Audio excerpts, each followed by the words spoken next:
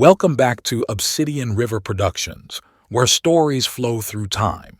Today, we journey further into the heart of Nathaniel Hawthorne's poignant tale with Chapter 6 of The Scarlet Letter. As we uncover the new layers of Hester's life, we invite you to immerse yourself in the world of a mother's love and a child's innocence, entwined with the complexities of moral judgment. Before we begin, if you're captivated by the unraveling saga of Hester Prynne and her unwavering strength, make sure to hit the subscribe button. Join us as we navigate through the currents of classic literature and beyond. Don't forget to ring the bell icon to get notified about our latest episodes and become a part of our growing community of literature enthusiasts. Now let us turn the page to Chapter 6, where the small yet significant world of mother and daughter unfolds before us. Sit back, relax, and let the story take you to the depths of human emotion and resilience. 6. Pearl. We have as yet hardly spoken of the infant, that little creature whose innocent life had sprung by the inscrutable decree of Providence, a lovely and immortal flower, out of the rank luxuriance of a guilty passion. How strange it seemed to the sad woman as she watched the growth and the beauty that became every day more brilliant, and the intelligence that threw its quivering sunshine over the tiny features of this child. Her Pearl. For so had Hester called her, not as a name expressive of her aspect, which had nothing of the calm, white, unimpassioned luster that would be indicated by the comparison, but she named the infant Pearl as being of great price, purchased with all she had, her mother's only treasure. How strange indeed! Man had marked this woman's sin by a scarlet letter, which had such potent and disastrous efficacy that no human sympathy could reach her, save it were sinful like herself. God, as a direct consequence of the sin which man thus punished, had given her a lovely child, whose place was on that same dishonored bosom, to connect her parent forever with the race and descent of mortals, and to be finally a blessed soul in heaven. Yet these thoughts affected Hester Prynne less with hope than apprehension. She knew that her deed had been evil. She could have no faith, therefore, that its result would be good. Day after day, she looked fearfully into the child's expanding nature, ever dreading to detect some dark and wild peculiarity that should correspond with the guiltiness to which she owed her being. Certainly there was no physical defect. By its perfect shape, its vigor, and its natural dexterity in the use of all its untried limbs, the infant was worthy to have been brought forth in Eden, worthy to have been left there, to be the plaything of the angels after the world's first parents were driven out. The child had a native grace which does not invariably coexist with faultless beauty. Its attire, however simple, always impressed the beholder as if it were the very garb that precisely became it best. But little Pearl was not clad in rustic weeds. Her mother, with a morbid purpose that may be better understood hereafter, had bought the richest tissues that could be procured, and allowed her imaginative faculty its full play in the arrangement and decoration of the dresses which the child wore before the public eye. So magnificent was the small figure when thus arrayed, and such was the splendor of Pearl's own proper beauty, shining through the gorgeous robes which might have extinguished a paler loveliness, that there was an absolute circle of radiance around her on the darksome cottage floor. And yet a russet gown, torn and soiled with the child's rude play, made a picture of her just as perfect. Pearl's aspect was imbued with a spell of infinite variety. In this one child there were many children, comprehending the full scope between the wildflower prettiness of a peasant baby and the pomp in little of an infant princess. Throughout all, however, there was a trait of passion, a certain depth of hue which she never lost, and if, in any of her changes, she had grown fainter or paler, she would have ceased to be herself. It would have been no longer Pearl. This outward mutability indicated, and did not more than fairly express, the various properties of her inner life. Her nature appeared to possess depth, too, as well as variety. But, or else Hester's fears deceived her, it lacked reference and adaptation to the world into which she was born. The child could not be made amenable to rules. In giving her existence, a great law had been broken, and the result was a being whose elements were perhaps beautiful and brilliant, but all in disorder, or with an order peculiar to themselves, amidst which the point of variety and arrangement was difficult or impossible to be discovered.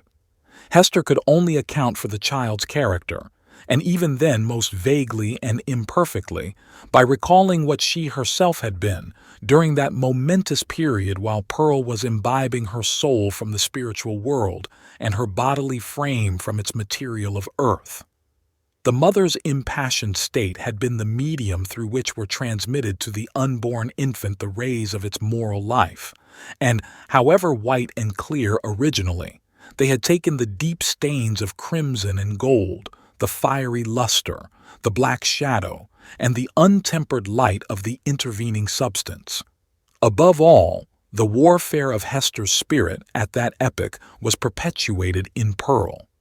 She could recognize her wild, desperate, defiant mood, the flightiness of her temper, and even some of the very cloud shapes of gloom and despondency that had brooded in her heart.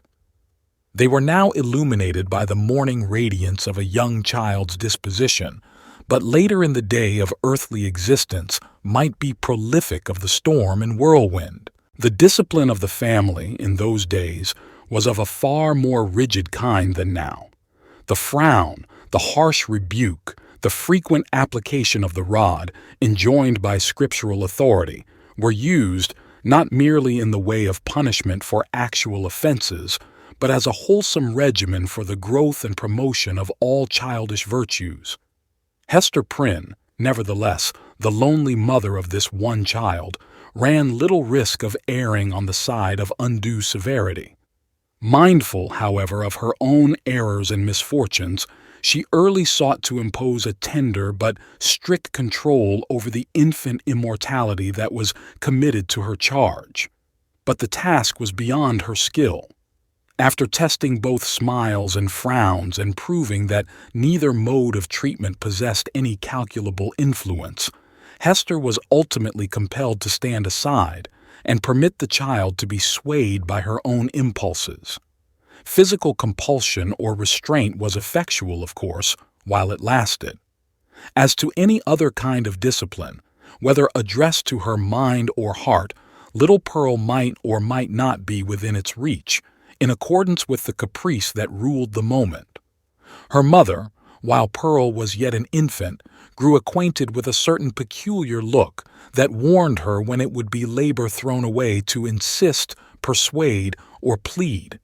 It was a look so intelligent yet inexplicable, so perverse, sometimes so malicious, but generally accompanied by a wild flow of spirits, that Hester could not help questioning, at such moments, whether Pearl were a human child. She seemed rather an airy sprite which, after playing its fantastic sports for a little while upon the cottage floor, would flit away with a mocking smile. Whenever that look appeared in her wild, bright, deeply black eyes, it invested her with a strange remoteness and intangibility. It was as if she were hovering in the air and might vanish like a glimmering light that comes we know not whence and goes we know not whither.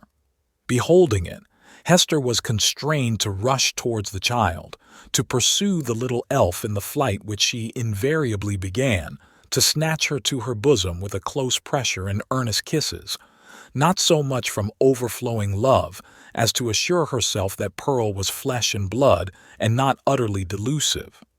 But Pearl's laugh, when she was caught, though full of merriment and music, made her mother more doubtful than before. Heart-smitten at this bewildering and baffling spell that so often came between herself and her sole treasure, whom she had bought so dear and who was all her world, Hester sometimes burst into passionate tears. Then, perhaps, for there was no foreseeing how it might affect her, Pearl would frown and clench her little fist and harden her small features into a stern, unsympathizing look of discontent. Not seldom, she would laugh anew and louder than before, like a thing incapable and unintelligent of human sorrow. Or, but this more rarely happened, she would be convulsed with a rage of grief and sob out her love for her mother in broken words and seem intent on proving that she had a heart by breaking it. Yet Hester was hardly safe in confiding herself to that gusty tenderness.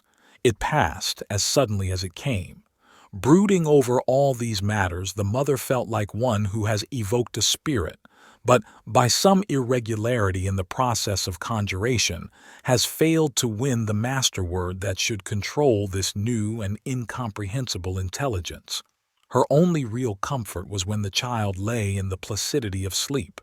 Then she was sure of her, and tasted hours of quiet, sad, delicious happiness, until, perhaps with that perverse expression glimmering from beneath her opening lids, little Pearl awoke. How soon, with what strange rapidity, indeed, did Pearl arrive at an age that was capable of social intercourse, beyond the mother's ever-ready smile and nonsense words.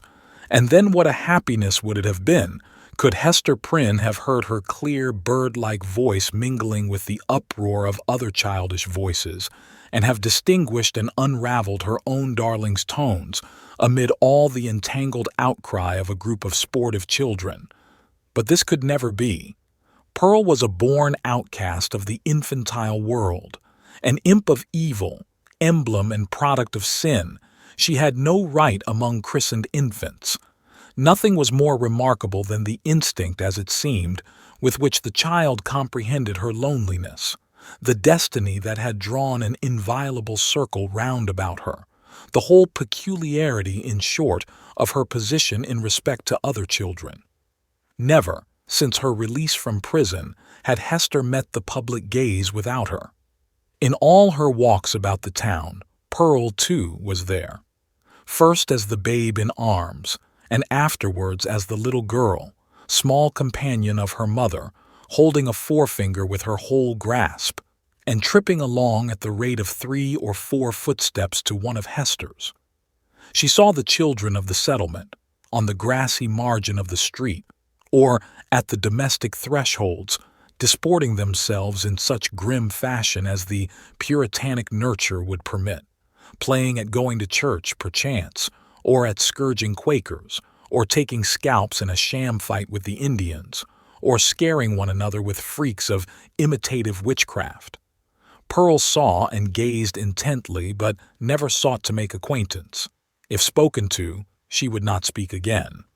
If the children gathered about her, as they sometimes did, Pearl would grow positively terrible in her puny wrath, snatching up stones to fling at them with shrill, incoherent exclamations that made her mother tremble, because they had so much the sound of a witch's anathemas in some unknown tongue. The truth was that the little Puritans, being of the most intolerant brood that ever lived, had got a vague idea of something outlandish, unearthly, or at variance with ordinary fashions in the mother and child, and therefore scorned them in their hearts and not unfrequently reviled them with their tongues. Pearl felt the sentiment and requited it with the bitterest hatred that can be supposed to rankle in a childish bosom. These outbreaks of a fierce temper had a kind of value and even comfort for her mother, because there was at least an intelligible earnestness in the mood instead of the fitful caprice that so often thwarted her in the child's manifestations. It appalled her, nevertheless, to discern here, again, a shadowy reflection of the evil that had existed in herself. All this enmity and passion had Pearl inherited by inalienable right out of Hester's heart. Mother and daughter stood together in the same circle of seclusion from human society, and in the nature of the child seemed to be perpetuated those unquiet elements that had distracted Hester Prynne before Pearl's birth, but had since begun to be soothed away by the softening influences of maternity. At home, within and around her mother's cottage, Pearl wanted not a wide and various circle of acquaintance. The spell of life went forth from her ever-creative spirit and communicated itself to 1,000 objects, as a torch kindles a flame wherever it may be applied. The unlikeliest materials, a stick, a bunch of rags, a flower, were the puppets of Pearl's witchcraft, and without undergoing any outward change, became spiritually adapted to whatever drama occupied the stage of her inner world. Her one baby voice served a multitude of imaginary personages, old and young, to talk with all. The pine trees, aged, black and solemn and flinging groans and other melancholy utterances on the breeze, needed little transformation to figure as Puritan elders. The ugliest weeds of the garden were their children, whom Pearl smote down and uprooted most unmercifully. It was wonderful, the vast variety of forms into which she threw her intellect, with no continuity indeed, but darting up and dancing, always in a state of preternatural activity, soon sinking down as if exhausted by so rapid and feverish a tide of life, and succeeded by other shapes of a similar wild energy. It was like nothing so much as the phantasmagoric play of the northern lights. In the mere exercise of the fancy, however, and the sportiveness of a growing mind, there might be little more than was observable in other children of bright faculties, except as Pearl, in the dearth of human playmates, was thrown more upon the visionary throng which she created. The singularity lay in the hostile feelings with which the child regarded all these offspring of her own heart and mind. She never created a friend, but seemed always to be sowing broadcast the dragon's teeth, whence sprung a harvest of armed enemies against whom she rushed to battle. It was inexpressibly sad. Then what depth of sorrow to a mother, who felt in her own heart the cause, to observe, in one so young, this constant recognition of an adverse world, and so fierce a training of the energies that were to make good her cause, in the contest that must ensue. Gazing at Pearl, Hester Prynne often dropped her work upon her knees and cried out with an agony which she would fain have hidden, but which made utterance for itself, betwixt speech and a groan. O Father in heaven, if thou art still my Father, what is this being which I have brought into the world? And Pearl, overhearing the ejaculation, or aware through some more subtile channel of those throbs of anguish, would turn her vivid and beautiful little face upon her mother, smile with sprite-like intelligence, and resume her play. One peculiarity of the child's deportment remains yet to be told. The very first thing which she had noticed in her life was, what? Not the mother's smile, responding to it, as other babies do, by that faint embryo smile of the little mouth, remembered so doubtfully afterwards, and with such fond discussion whether it were indeed a smile. By no means.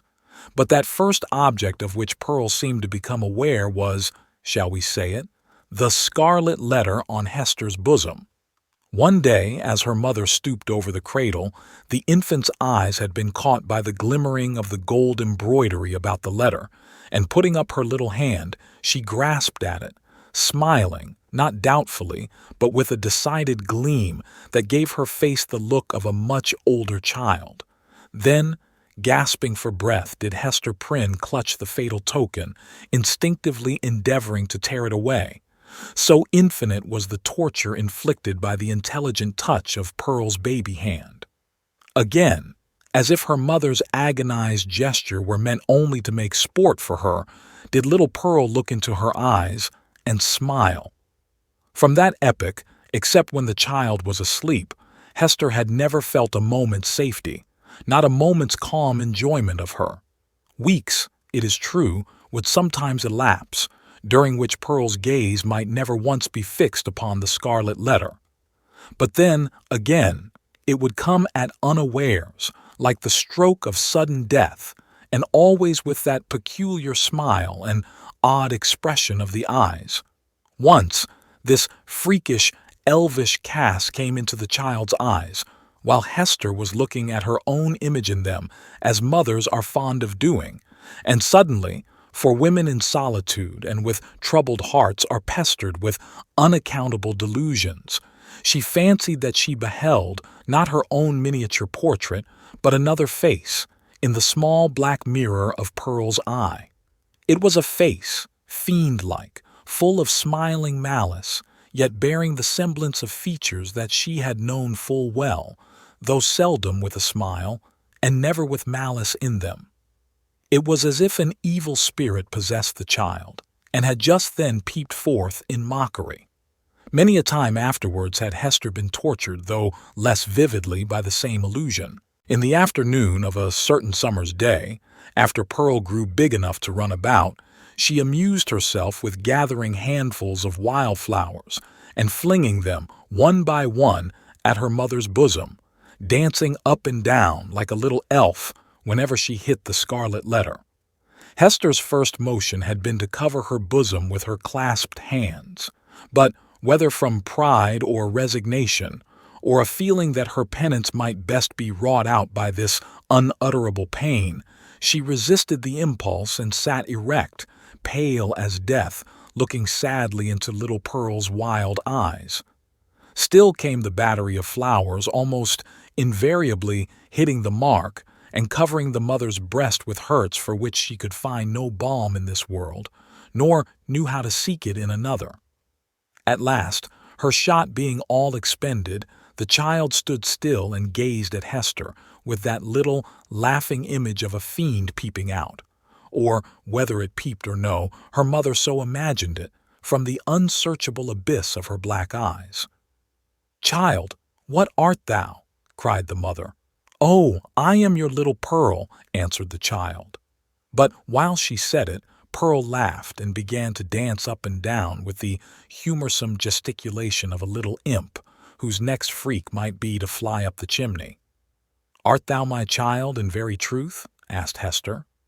Nor did she put the question altogether idly, but for the moment with a portion of genuine earnestness. For such was Pearl's wonderful intelligence that her mother half doubted whether she were not acquainted with the secret spell of her existence, and might not now reveal herself. "Yes, I am little Pearl," repeated the child, continuing her antics. "Thou art not my child. Thou art no Pearl of mine," said the mother, half playfully, for it was often the case that a sportive impulse came over her in the midst of her deepest suffering. "Tell me, then, what thou art, and who sent thee hither." "Tell me, mother," said the child seriously, coming up to Hester and pressing herself close to her knees. "Do thou tell me." "Thy heavenly Father sent thee," answered Hester Prynne. But she said it with a hesitation that did not escape the acuteness of the child. Whether moved only by her ordinary freakishness, or because an evil spirit prompted her, she put up her small forefinger and touched the scarlet letter. "He did not send me," cried she positively. "I have no heavenly Father." "Hush, Pearl, hush! Thou must not talk so," answered the mother, suppressing a groan.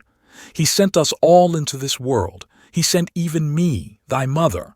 Then much more thee, or if not thou strange and elfish child, whence didst thou come?"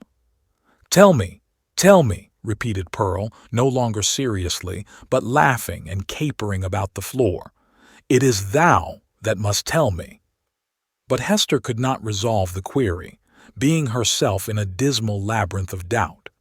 She remembered, betwixt a smile and a shudder, the talk of the neighboring townspeople, who, seeking vainly elsewhere for the child's paternity and observing some of her odd attributes, had given out that poor little Pearl was a demon offspring, such as, ever since old Catholic times, had occasionally been seen on earth through the agency of their mother's sin, and to promote some foul and wicked purpose. Luther, according to the scandal of his monkish enemies, was a brat of that hellish breed, nor was Pearl the only child to whom this inauspicious origin was assigned among the New England Puritans. The chapter closes, leaving us with much to ponder about the ties that bind us and the society that shapes us. Thank you for joining us for Chapter 6 of The Scarlet Letter, here at Obsidian River Productions. We hope that the journey through Hester's life is not just a passage through literature, but also a reflection of the enduring human spirit. If you found yourself lost in the depths of Hawthorne's masterful storytelling, we welcome you to subscribe to our channel for more. Share this episode with fellow book lovers and help us spread the love for literature. Your engagement is the compass that guides us forward. Leave us a comment with your thoughts on today's chapter and what you anticipate as the tale unfolds. Until next time, keep the pages turning and the stories flowing. Farewell, until we meet again on the banks of the Obsidian River.